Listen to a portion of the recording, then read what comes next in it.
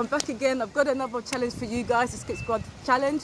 We're going to do 10 leg swings, followed by 10 crossover steps.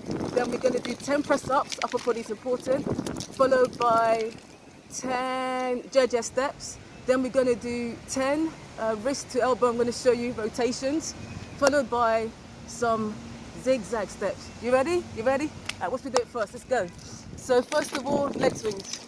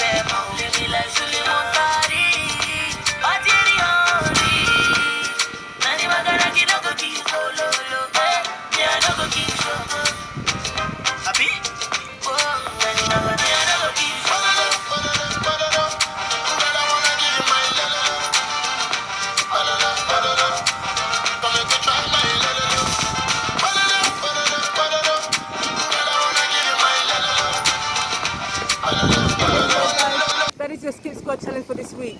Give it a go, show me what you got. Pow!